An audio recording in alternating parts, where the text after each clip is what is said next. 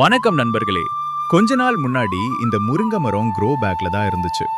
அப்போ இலைகள் கொஞ்சம் கொஞ்சமா மஞ்சள் நிறத்துக்கு மாறி வளர்ச்சியும் நின்னுடுச்சு. க்ரோ பேக்ல வெறுக்கு போதுமான இடம் இல்லைன்னு நினைச்சோம். அதனால இந்த முருங்கை மரத்தை ரொம்ப கவனமா நிழத்துல மாத்தி நட்டோம். நட்டும் போது வெறுக்கு எதுவும் டேமேஜ் ஆகாம பார்த்துக்கிட்டோம். மண்ணோட காம்போஸ்ட் சேர்த்து தண்ணி அளவா கொடுத்தோம். இப்போ சில நாள் கழிச்சு பார்த்தா நல்ல மாற்றம் தெரியுது. புது இலைகள் எல்லாம் பச்சை நிறத்துல வருது. மரமும் கொஞ்சம் கொஞ்சமா ஸ்ட்ரென்த் எடுத்துட்டு நல்ல வளர ஆரம்பிச்சிருக்கு. இதுல இருந்து புரிஞ்சுக்க வேண்டிய விஷயம் என்னன்னா, சில நேரம் செடி க்ரோ பேக்ல ரொம்ப நாள் இருந்த வரைச்சு குறைக்கும்.